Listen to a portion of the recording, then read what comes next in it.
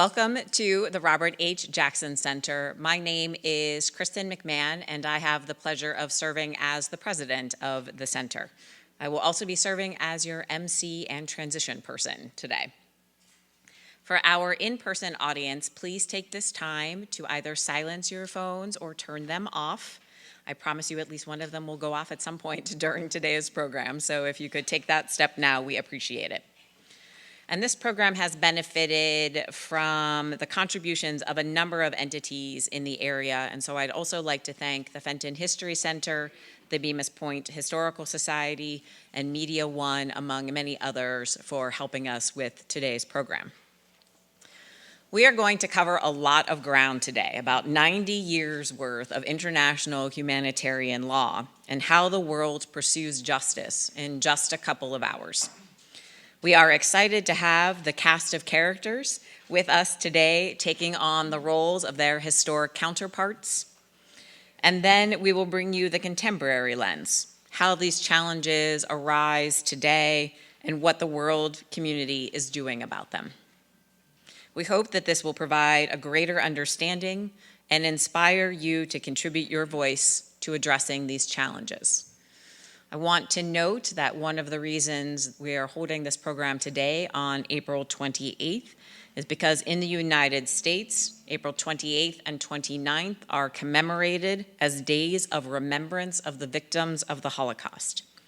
In the legislation, a joint resolution was signed in 1978, so about 45 years ago, and it commemorates the day that U.S. troops liberated Dachau and some of the satellite camps around it. Let me start off today's program by introducing Greg Peterson of Counsel for Phillips Lytle and co-founder of the Center to provide some background for the historical piece, which we will start with today. Greg?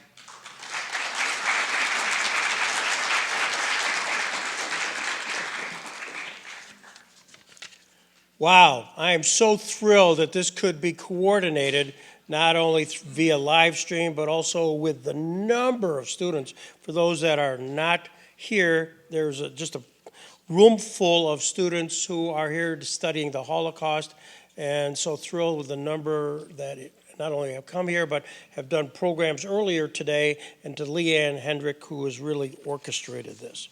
So the serendipity of it all and the timing of it all could not have worked out any better. We're here to kind of celebrate a person who is a Chautauqua County resident who really most people don't have much of a clue about. The Jamestown Bar Association has a composite in its room, and at the top, 1947 composite, there's Robert H. Jackson.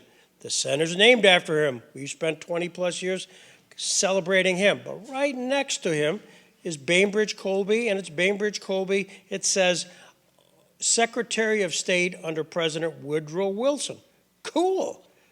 A member of the Jamestown Bar was a Secretary of State. That's about as much as I knew, and we knew that he was buried in Bemus Point.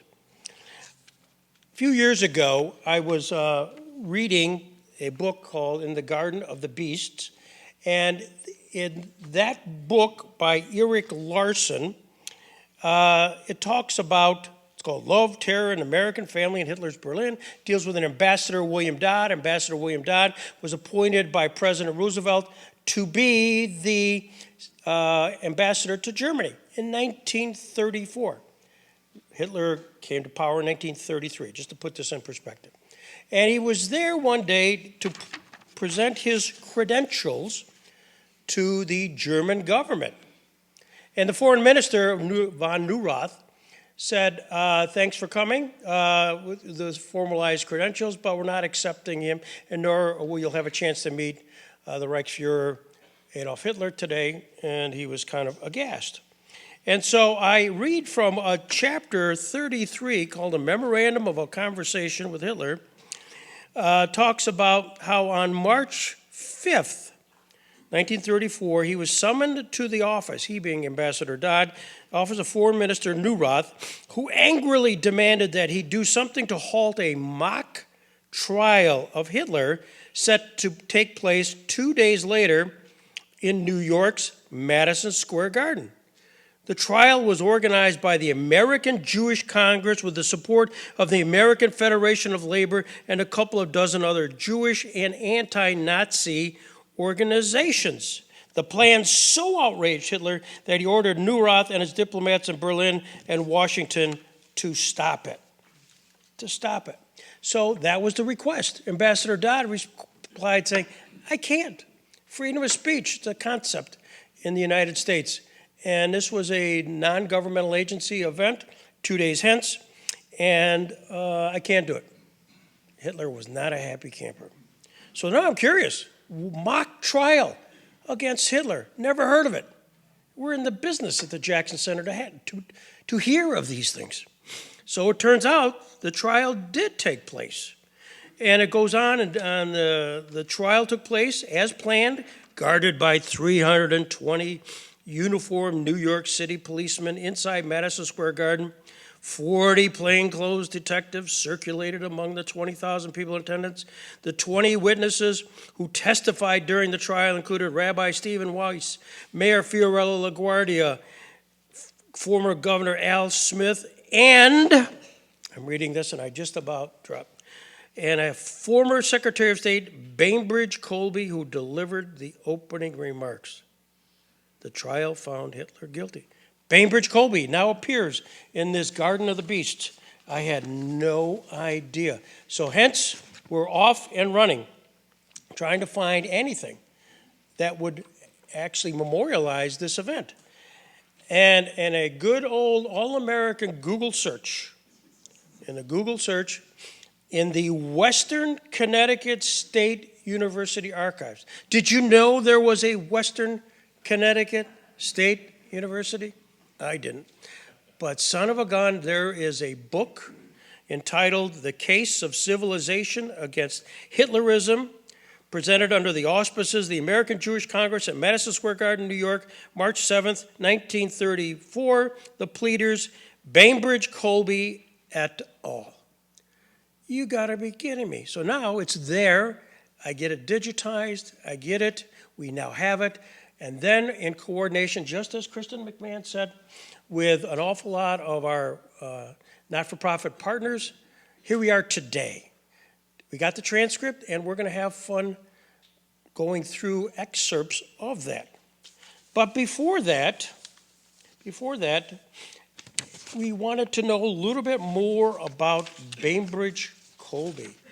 Who was he? Because we think this is an opportunity extraordinaire to actually learn about him.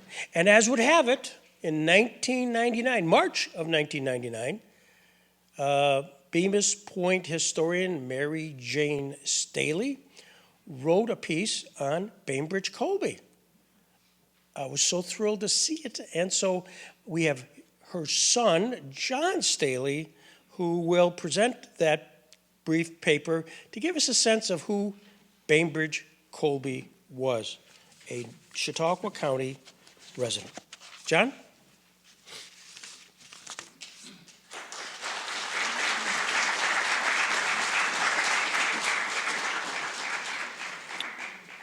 Thank you, Greg. My mother was a historian for Bemus Point and the town of Ellery, and she was like a magnet of acquiring things. And one of the things that she has is a beautiful painting that is outside that you'll want to take a look at, and it's a oil painting, and actually was done by Sidney Taylor, who was the caretaker for the Colby house. So I encourage you to look at that because it is mentioned in her article. The Honorable Bainbridge Colby. The Honorable Bainbridge Colby was one of the area's most famous citizens. He was born in St. Louis, Missouri on December 22nd, 1869. He moved east and was educated at Williams College in Massachusetts. He graduated from there in 1890 and 2 years later received his law degree from Columbia University and the New York Law School. He was known as both a successful lawyer and nationally as a politician. One of his first clients was Samuel Clemens, otherwise known as Mark Twain, and they remained lifelong friends. In 1929, his wife acquired property near Bemus Point on the east side of Warner Road, opposite the Sunset Bay Road. This home was Colby's retreat. It was called the Little Brook Farm. This is where they entertained many famous people from high government and international travels. Interestingly, he was originally a Republican, but in 1912 and several times during his career, he switched political parties. In 1920, he was in Jamestown when former President Theodore Roosevelt was a Progressive Party nominee against President William Howard Taft and Woodrow Wilson. Mr. Colby supported TR and the Bull Moose Bolters. However, 4 years later, in 1916, he broke with TR and supported Woodrow Wilson. Woodrow Wilson and Colby were law partners and remained close friends until Wilson's death in 1924. He continued to support Democrats, including Franklin Delano Roosevelt. Then, in 1932, he criticized the New Deal administration. And in 1936, he supported unsuccessful Republican candidate Governor Alfred Landon of Kansas.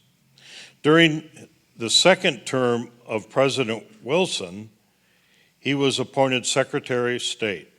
He was sent on one occasion to Montevideo, Uruguay. I practiced that the whole time, but blew it. To represent the President and the United States. He was at Versailles after World War I. He also signed the 19th Amendment giving women the right to vote. Mr. Colby was instrumental in forming the policy of non-recognition of Russia after the First World War. He never forgave Franklin Roosevelt for reversing the Russian policy that had been in effect for 13 years. Throughout these years, Mr. Colby was involved with many activities and decisions for the government, always writing for newspapers and giving speeches, plus writing books about the national and international scene. It was from his home in Bemus Point that he issued his press statement announcing his opposition to the second term of FDR.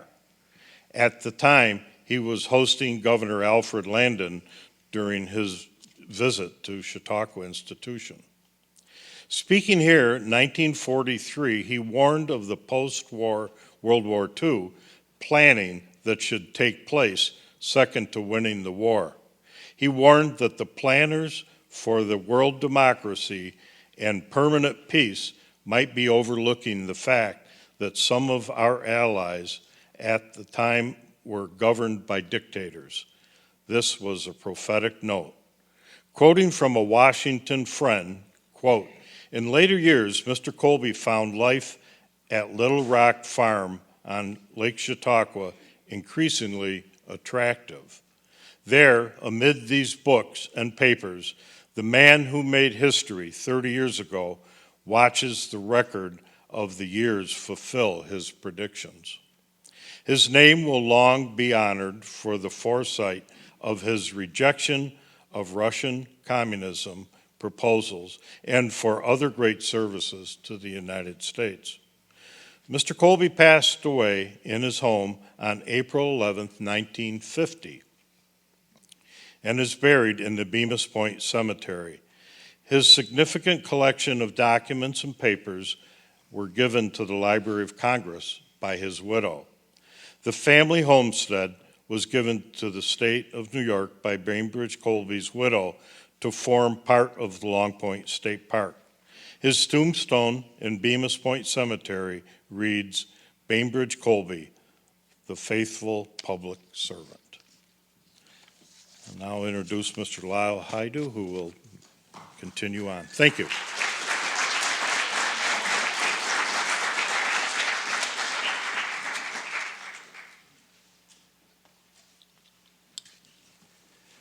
When football players gather on the field, they scrimmage. When boxers meet in the gym, they spar. But when lawyers get together, they like to mock. And thus we have mock trials. So what is a mock trial? For all the high school students in attendance and for the casual observer, the mock trial resembles an ordinary trial that you might see in federal, state, or local courts. It's based on an adversarial process where we have two sides. One side is represented by the prosecution, who brings forth the charges, the allegations of wrongdoing against a named individual. And on the other side is the defendant with legal counsel who has an opportunity to defend against those charges. There is a judge who presides over the proceeding to ensure fairness for both sides, to apply the law, the rules of procedure, the rules of evidence, and to maintain order. And ultimately, either the judge or the jury decides the issue and renders what's known as a verdict or a judgment. And at that point, a mock trial is different from the other trials because we don't have a legal mechanism to enforce that verdict or that judgment. So it must be done for a different reason. Now, just last week in this building, the high school students held mock trials. The purpose was educational. And across the country, law students are holding mock trials. And the purpose of that is to hone skills for becoming a lawyer. But in 1934, that was not the reason for this mock trial. In 1934, there was growing concern that Hitler was gaining popularity and support, both in the United States and abroad. And the question arose from those who saw what was happening is, what do we do about it? So in the words of Thomas More, the Irish poet, not the English lawyer, quote, "The devil, the proud spirit, cannot endure to be mocked," end quote. And so on March 7th of 1934, this mock trial was held at Madison Square Garden. The purpose? To mock Hitler, to expose his true nature and to sway public opinion against his regime. It was entitled "The Case of Civilization Against Hitlerism." There were 21 separate dignitaries who appeared and pleaded the case. It was well covered by the New York Times and other media. And for our purposes of today and for the sake of time, we're going to present 5 speakers who will each read excerpts from the actual transcript.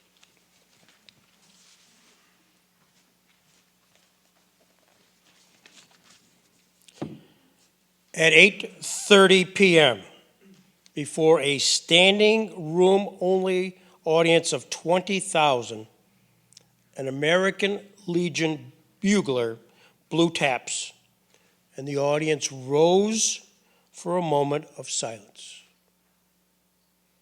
in honor of those killed in Nazi Germany. A court crier then opened the event by calling out, hear ye, all those who have business before this court of civilization. Give your attention, and ye shall be heard." As mentioned, 21 VIPs from various walks of life appeared as prosecution witnesses, each making a brief presentation and summarizing Hitler's offenses in particular area or against a particular group. I would now like to introduce Bainbridge Colby, who gave the opening statement at Madison Square Garden as portrayed by Bemus Point's Andrew Goodell.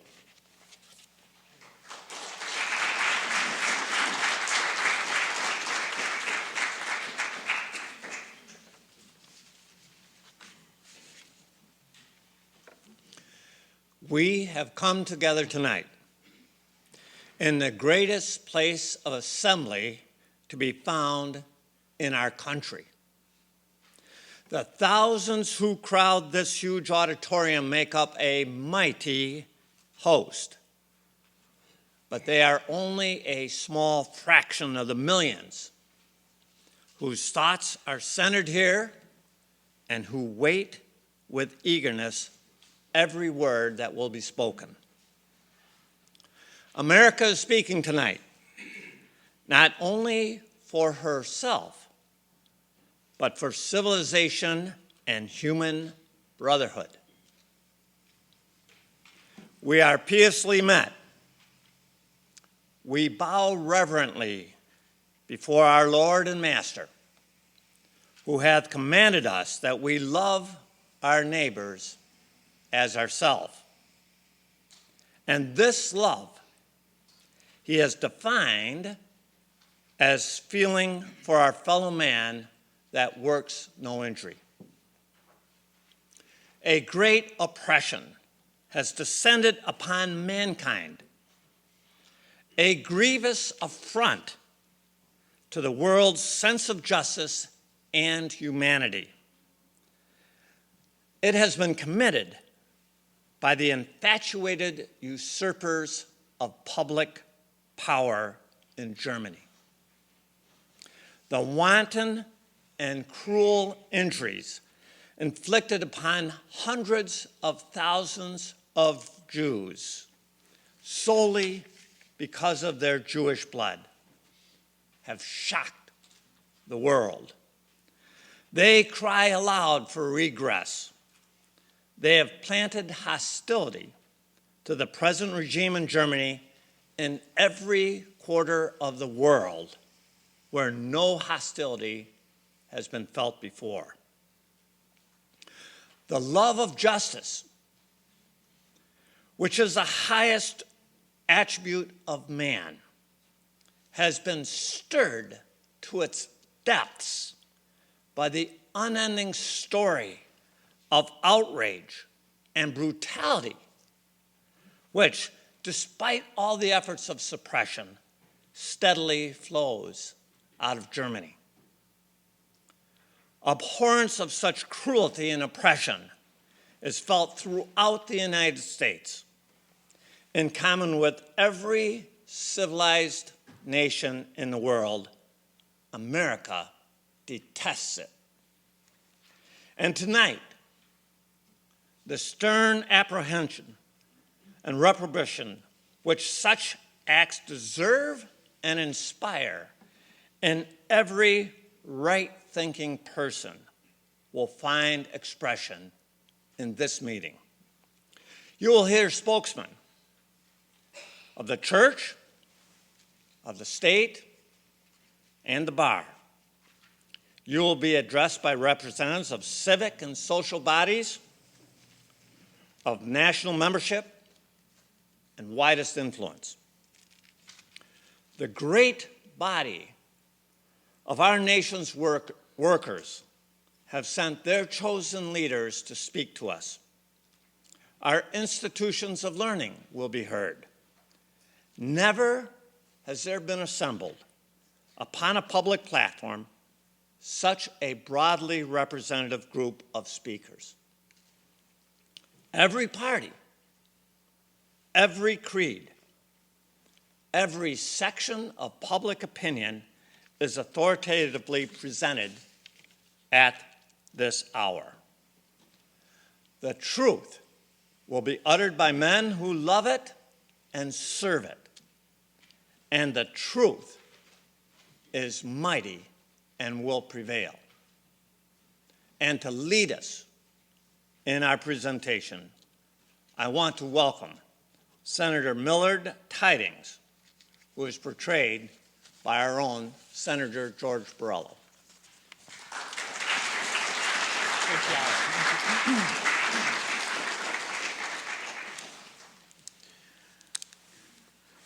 158 years ago, a great American leader gave to the world a new conception of humanity.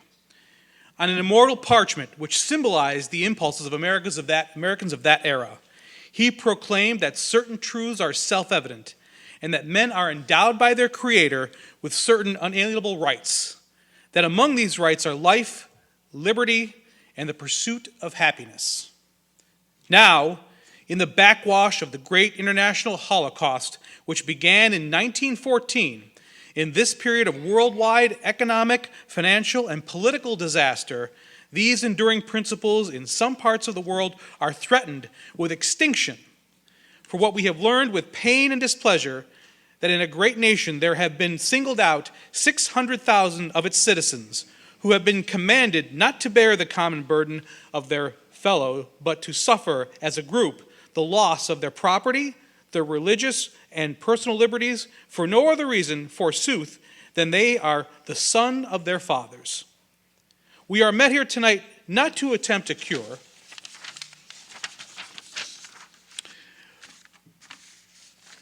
but who are these 600,000 German citizens whose rights have been abrogated?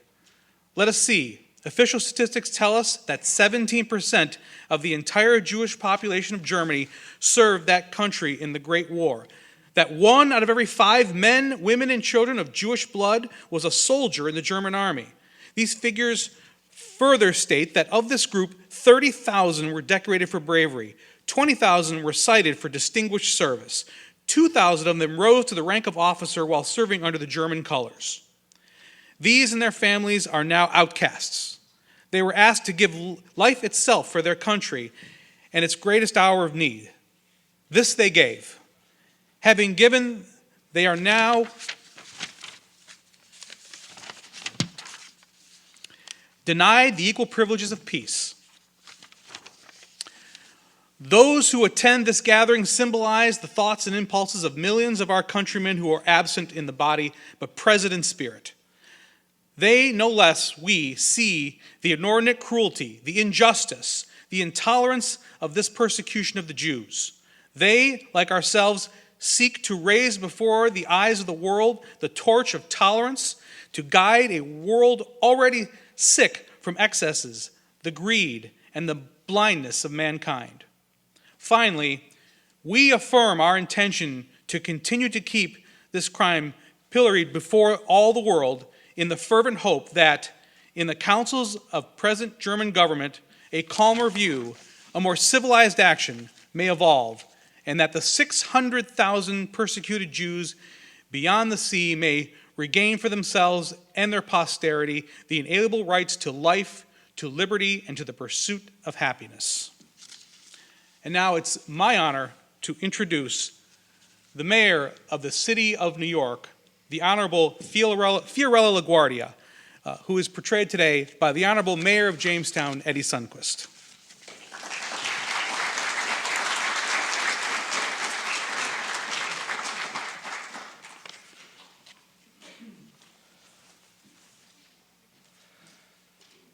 I'm here to join with my fellow New Yorkers in a great protest, not just against the German people, but against the present German government.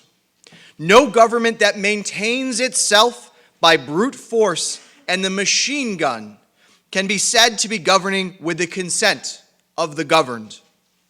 Our concern for conditions in Germany is not local. Our protest is not based entirely on the outrages that have been committed. We, as Americans, have a grave concern because we see the same philosophy, the same arrogance, the same conceit, the same ruthlessness that precipitated a peaceful world into a world war. Hitler is not fit to have placed in his hands the possibilities of peace in Europe. Of course, we know that a government based on such a program cannot endure. Hitlerism cannot destroy the contribution to the civilization of the Jew. The word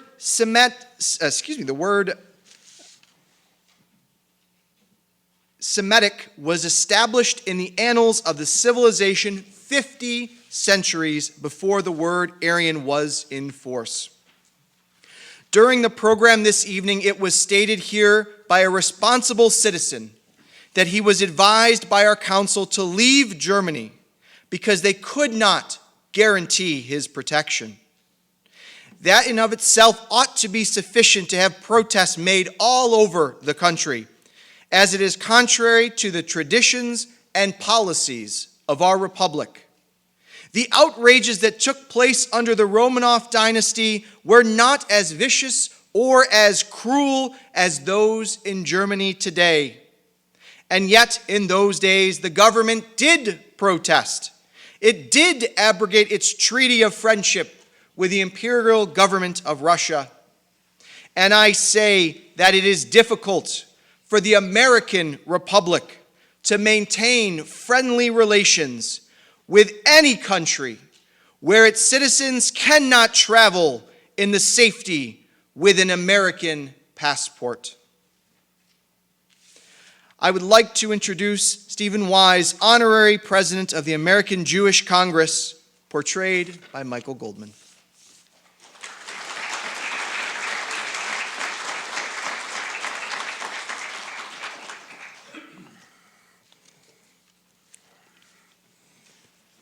One year ago, the Jews of New York met in this hall to protest against the first decrees and deeds of the Hitler regime. Tonight, after a tragic year, America stands here not to protest against, but to indict Hitlerism on the charge of betraying civilization. Hitlerism began its dread regime 1 year ago with hurt and wrong to the Jew. It finishes the year amid the lamentations and execrations of the civilized world.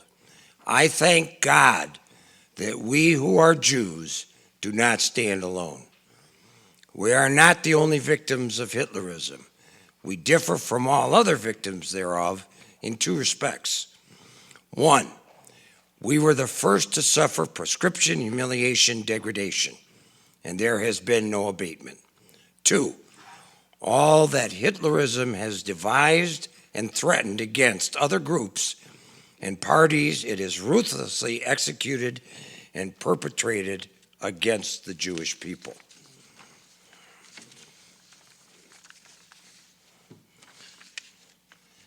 If we who are Jews were the only victims of Hitlerism and all other elements of civilized society felt themselves in sympathy and agreement with the Nazi Reich, then our situation would indeed be tragic beyond belief. But in this hour, we, the Jews, find ourselves together with all groups and factors within civilization, including the great Catholic Church and the Protestant churches of the land. Hitlerism being at one and the same time the denial of Jesus and the negation of every type and manner of Christianity in favor of an ancient pagan cult of hate. 1 year ago, save for the voices of individuals, we stood alone. Tonight, after 1 year, we no longer stand alone. For within the year, Hitlerism has assaulted all of civilization. And tonight we Jews are no longer alone, who are surrounded and upheld by all the forces of civilization. 1 year ago, we were nearly shattered by the dread advent of the powers of Hitlerism. Tonight, despite the year of unspeakable wrong and immeasurable wrongs, we are sustained by the comradeship of civilization. Not without hope, we suffer and we mourn. We rest our hope in civilization, which speaks to us tonight in the ancient and divine accents of, "Fear not, Jacob, my servant." We are the prisoners of hope and the children of hope, our standard and our song being, "Our hope shall not perish." We join with civilization in warning the Hitler land that many Tekel Farsen. Let it not come to pass that Germany, once proud and mighty, perish because the evil of its leadership and blindness of its following. Not without hope, we suffer and we mourn. For civilization has lifted up its sacred sword to shield us and itself. Civilization cries tonight, Hitler's Huns are at the gates, they shall not pass. Whatever betide, we shall not fear, for we share the fate and the struggle of civilization. For centuries and centuries, our fathers sang, behold, the guardian of Israel doth neither sleep nor slumber. We say tonight, behold, the guardians and defenders of civilization will not be silent nor yet afraid. It's my honor to introduce John Haynes Holmes, portrayed by the Honorable John Ward, to read the judgment.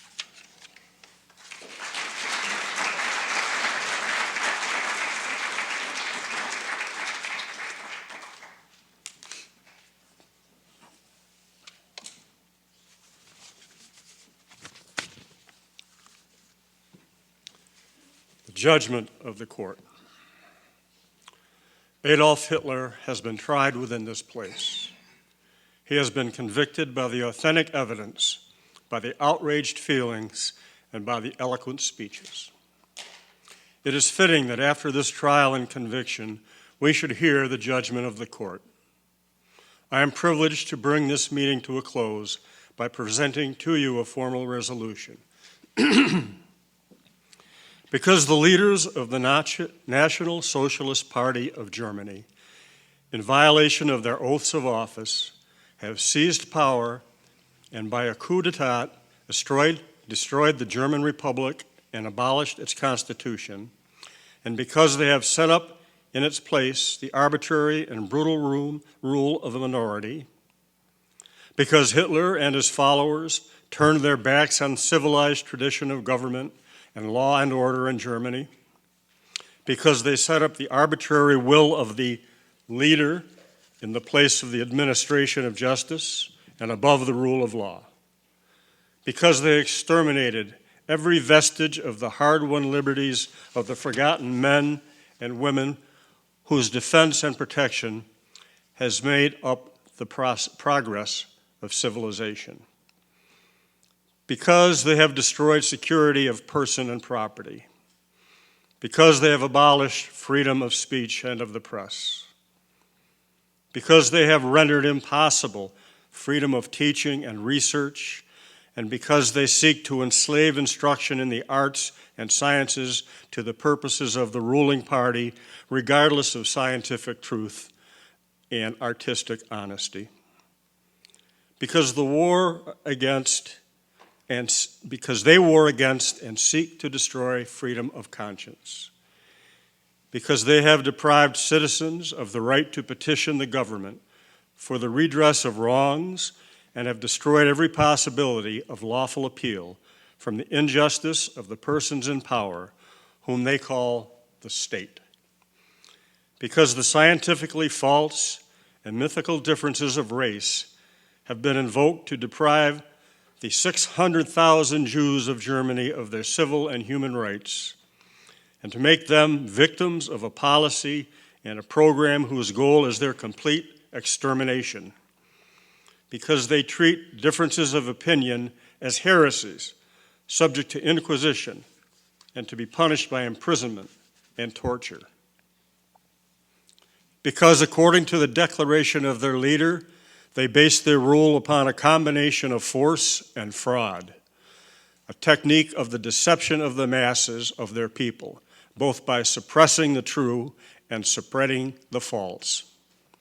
Because they are employing this technique of lies and propaganda to gain their ends in foreign lands with which they are publicly at peace. Because by doctrine, by law, and by administrative procedure, they are degrading womanhood in Germany from the position of human beings who share equally with men in the duties and responsibilities of civilized life.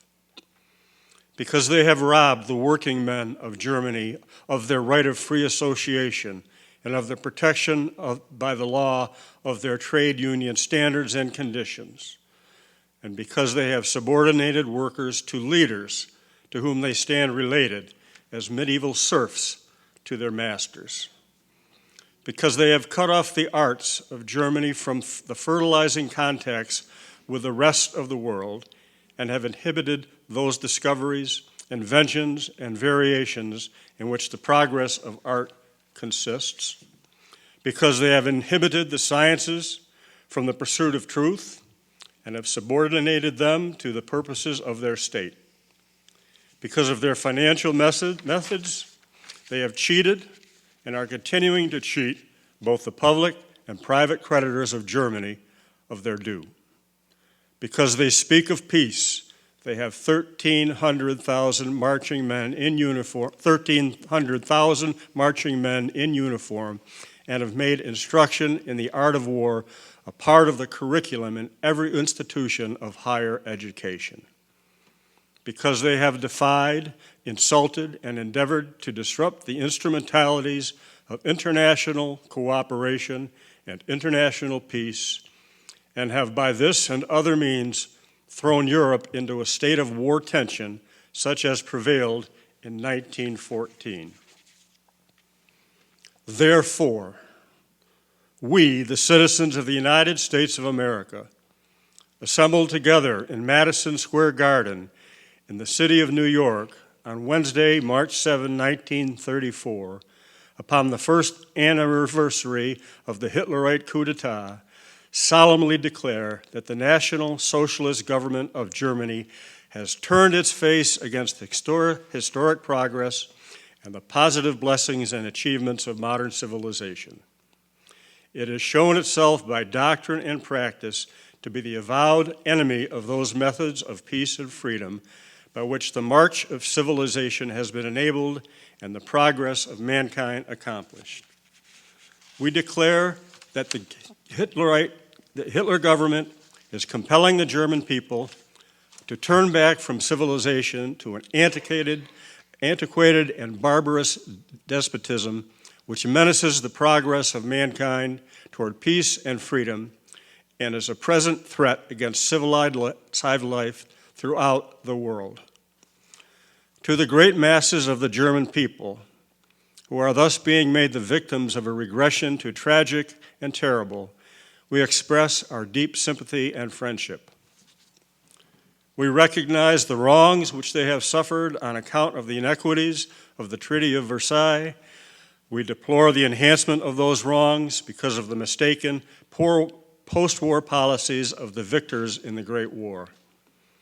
We admire the resolution, the good sense, and the endurance with which the German people at the end of the war undertook further to advance civilization by means of the free government and free institutions of the German Republic, which Hitlerism has with ruthless malice destroyed. We deeply deplore the fact that the efforts of the Republic received from other nations less cooperation than they deserved. But we deem it our solemn duty to point out, as time passed, this cooperation improved in scope, in degree, and in kind, and that when the Hitler coup d'etat destroyed freedom and justice in Germany and began to undermine German civilization, all the people of Germany, regardless of race, sex, or creed,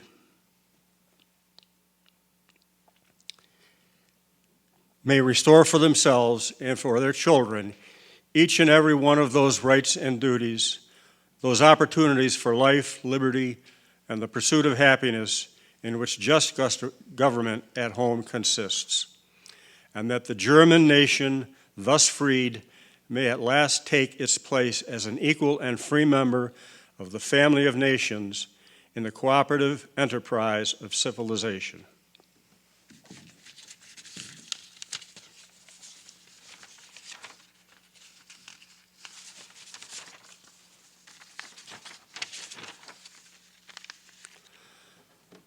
Until that day arrives, the German government stands convicted by its own acts of crime against civilization. At this time, this proceeding stands in adjournment.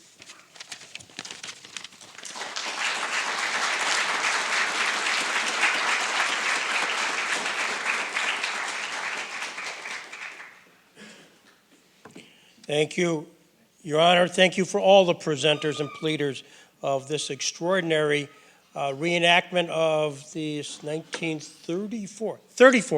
I said 34, not 44, 34. So this was a very prescient type mock trial. However, there was more. There was more. There was the rest of the story. This was covered by radio, broadcast, and covered by the media thereafter.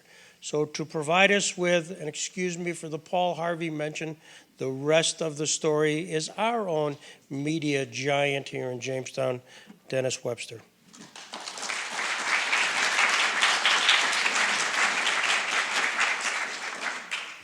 Good afternoon. Thank you. Allow me the opportunity to read some news dispatches that I have written to encapsulate certain events at certain places in time. New York City, March 8, 1934. Some 15,000 people were still in their seats at Madison Square Garden at 12:15 this morning when the verdict was read in the case of civilization against Hitler. From the opening remarks by former Secretary of State Bainbridge Colby to the final verdict delivered by John Haynes Holmes, Senior Minister of the Community Church, the outcome of this mock trial was never in doubt. Hitlerism was decried, convicted as a crime against civilization. The atrocities attendant to it were recounted in detail as 21 prominent speakers took to the stage. Anti-Semitism, degradation of women, cruel violence inflicted on lawfully abiding citizens, removal of academic freedom, repression of churches, among others. From the perspective of the law, it was a novel and imaginary proceeding, allowing the verdict to be rendered by those in attendance, or as Bernard Deutsch, president of the American Jewish Congress, stated, civilization makes this indictment and calls upon the jury of enlightened public opinion to render its verdict, that it serves as an expression of the horror of civilization over what has transpired. Chicago, April 15th, 1934. The mock trial of Hitlerism planned for this city will most certainly not occur.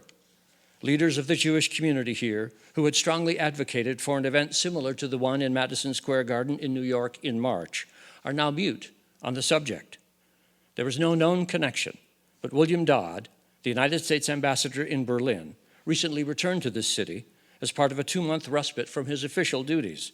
Dodd is well connected here, having served as a history professor at the University of Chicago before assuming the ambassador's post in Germany. While in this city, he is also reported to have met with at least 2 prominent members of Chicago's Jewish community. The subject of those meetings has not been publicly disclosed, but it is widely known that the March mock trial of Hitlerism in New York rankled some members of President Roosevelt's cabinet at a time when relations with Germany are very much on edge. Neudeck, East Prussia, August 2nd, 1934. Paul von Hindenburg, President of Germany, has died at the age of 86. He had been in ill health for some time. One day prior, Chancellor Hitler's cabinet enacted the law concerning the head of the German Reich, which consolidated the roles of president and chancellor. The Führer is now the sole leader of Germany. Gleiwitz, Germany, September 1st, 1939. German Wehrmacht forces are streaming into Poland from 3 directions this morning.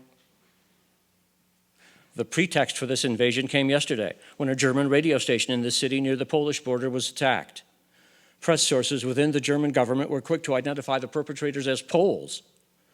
There is legitimate skepticism as to whether this is true, as the Gleiwitz incident resembles several other similar incursions over the last several days, some of which are known to have been staged events.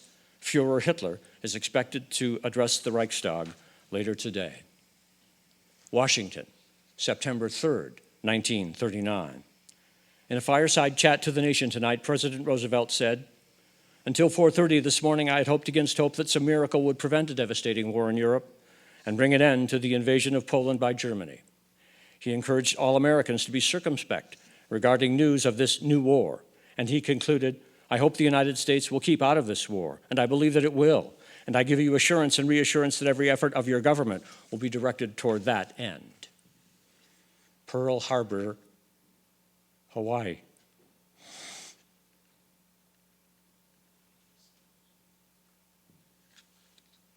December 7, 1941, Japanese aircraft launched a massive attack on the U.S. Naval Base here today. Preliminary estimates put the number of casualties at over 2,000. 12 ships were sunk or beached, 160 aircraft destroyed, a similar number damaged. December 11th, 1941, Washington, United States Congress today declared war on Germany in the same manner it did 3 years ago in declaring war against Japan. Franklin Roosevelt, the president who has frequently said, "I hate war," requested this declaration. In his message to the Congress, he wrote, "The forces endeavoring to enslave the entire world are now moving toward this hemisphere. Never before has there been a greater challenge to life, liberty, and civilization." New York City, September 2nd, 1945. Throngs of people swarmed into the streets of Times Square and throughout the city today, following Japan's signing of surrender papers aboard the USS Missouri in Tokyo. The celebrations here and across the United States were even more jubilant than May 8th, when victory in Europe was declared. Over 400,000 Americans lost their lives in service to the nation in the 4 years of war. Nuremberg, Germany, November 21st, 1945. At the Palace of Justice in this city today, Robert H. Jackson, Chief of Counsel for the United States, made his opening statement to the International Military Tribunal, charged with trying powerful Nazi leaders accused of heinous crimes. He said the tribunal, while novel and experimental, is not the product of abstract speculations. Near the end of his lengthy remarks, he added, "The real complaining party at your bar is civilization." Bemus Point, New York, April 12, 1950. Former Secretary of State Bainbridge Colby died at his home in this village last night. Colby directed the State Department during the final 2 years of Woodrow Wilson's presidency. Best known for his 1920 repudiation of the Lenin-Trotsky regime in Russia, he reemerged on the public stage in 1934 as presiding officer of the Madison Square Garden mock trial of Adolf Hitler, known as the case of civilization against Hitler. Colby had been battling the consequences of pneumonia for 2 years. Jamestown, New York, January 17, 2001. Local attorney Greg Peterson convened a meeting today in the theater of the Consistory Building in downtown Jamestown. There he received commitments from 2 prominent citizens, Carl Kappa and Betty Lene, for $500,000 each to acquire a facility and develop a center to enshrine the legacy of Robert H. Jackson, the Jamestown area native whose work at Nuremberg set a framework for the prosecution of war crimes on the international level for the first time in civilization. It is to Mr. Peterson that we return the program.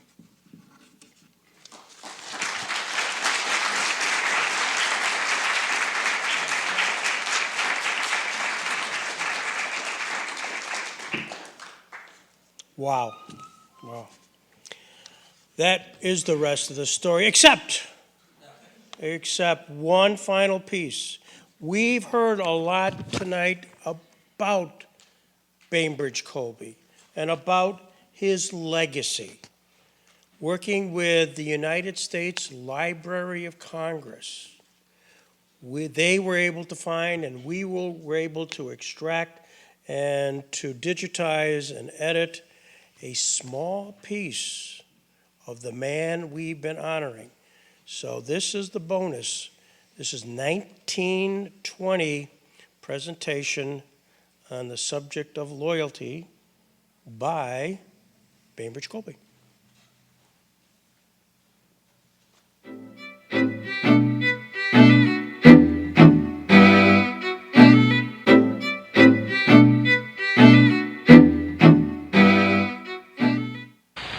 It is important that we should constantly keep before us the duty of inculcating in the minds of our citizens from overseas the true meaning and significance of America and the high duty that rests upon every generation to sustain our blessed institution and to transmit them to posterity strengthened and unimpaired.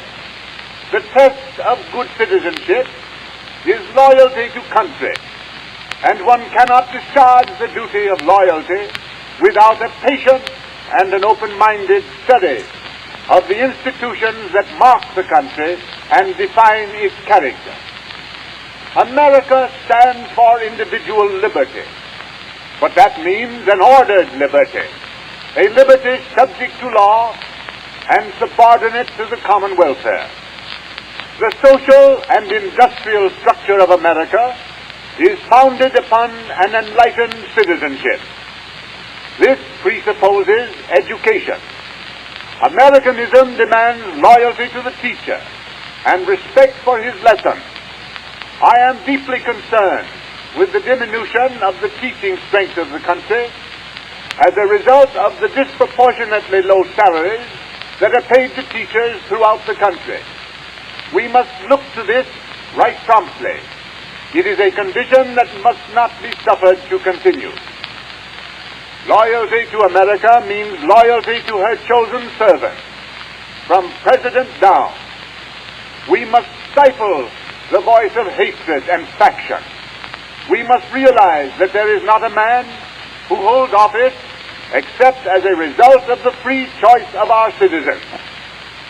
It is a high patriotic duty that we support and sustain the men who have been placed in positions of difficulty, burden, responsibility, and even danger as the result of our suffrages.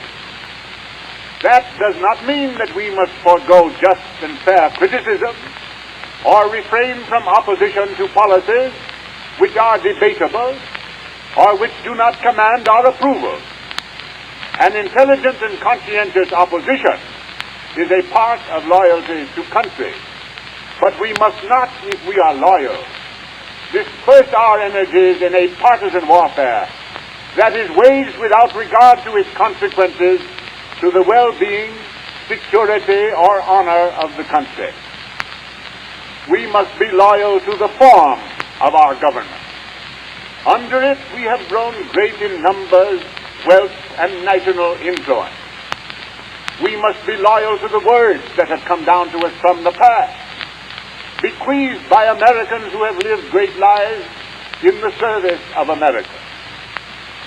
Loyalty to America requires that we should preserve a friendly and encouraging and sympathetic goodwill toward our day and generation. Like pictures, men should be judged by their merits and not by their defects. Loyalty will not permit envy, hate, and uncharitableness to creep into our public thinking.